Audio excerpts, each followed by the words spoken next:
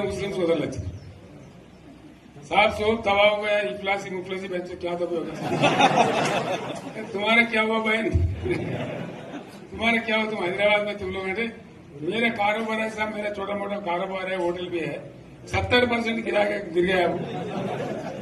हर कोई पूछ रहे, हर कोई केसीआर को याद कर रहे सामान వాళ్ళు మాట్లాడుతున్నారు.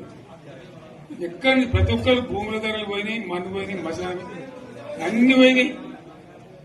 ఇంత మంచిగా 4 ఎకరాల రైతు నేను 4 కోట్ల ఆసనాలు అనుకుంటుండే, అంత ధీమా ఉంది,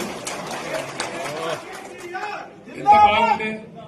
హైదరాబాద్ నుంచి అడిగితే కూడా వచ్చి మనం ఇయ్యకపోతే భూములు డిమాండ్ పెరగానే అంత బ్రహ్మాండంగా మారుమూల ప్రాంతంలో కూడా 40 లక్షలు 50 లక్షలు ఎకరానికి ఉండే. అటువంటిది సగానికి సగం పడిపోయి మొత్తం నాశనం చేసింది. వీళ్ళు ఇట్లే వదిలిపెడితే ఇంకింత నాశనం అవుతుంది. కాబట్టి మనం కొట్లాడాల్సిందే. నేను ఇంకొక మాట మీకు చెప్తా.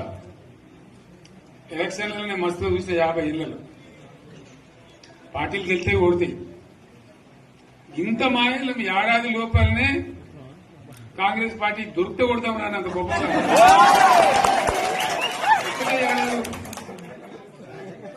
ఇంకా వాళ్ళ బొంద తెలివికి నిన్న వారి పార్టీ మంది పెట్టలు అదేందో పోలింగ్ పెట్టిన వాడు చూసారా మీరు? ఆ పోలింగ్ పెడితే 70% మనకు వచ్చింది, 30% మనకు. వాడు పెట్టింది, మనం పెట్టింది కాదు.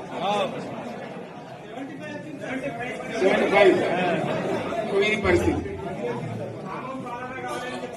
అదే నేను ఏమంటున్నా అంటే, ఫామ్ హౌస్ అంటే ఏముంటది, వారి ఉంటది, మక్కు ఉంటది, అల్లం ఉంటది. కాంగ్రెస్ వాళ్ళు ఎంత మనిషి చేస్తే పారబడి తవ్వచ్చు కూడా లంగత. దీన్ని ఫామ్ హౌస్ అని మనం బదనాం చేసి అంతే కదా. నేను ఏమంటున్నా అంటే, అన్ని మబ్బులు వీడిపోయినట్టు ప్రజలకు అన్ని తెలిసిపోతున్నాయి. మంచి ఏంది, చెడ్డ ఏంది, ఏది జరిగింది అన్ని ఇంకా ఘోరమైతే నేను చెప్తున్నా. వీళ్ళ తెలివితక్కువతనానికి ఏమైంది? నిన్న మొన్న రిపోర్ట్ వచ్చింది. Comptroller and auditor general of India అని కాగ్ అంటారు దాన్ని. కాగ్ రిపోర్ట్ వచ్చింది. పోయిన సంవత్సరం మన గవర్నమెంట్ లో వచ్చిన ఆదాయం కంటే 13,000 కోట్ల రూపాయల ఆదాయం తగ్గిపోయింది. ఇంకా మార్చి పోయేవరకల్లా ఇంకో 3-4 కోట్ల, అంటే 15,000 కోట్ల ఆదాయం పోతుంది. మన గవర్నమెంట్ ఉన్నప్పుడు ప్రతి ఏడాది 15,000 కోట్లు పెంచుకుంటూ పోయినవి, చేసుకుంటూ పోయింది. ఏడాది 10 నుంచి 15,000 కోట్ల ఆదాయం పెరిగేది మన టైంలో. అంత జాగ్రత్తగా మనం వ్యవహారం చేస్తాం. ఇలా ఉల్టా 15,000 కోట్లు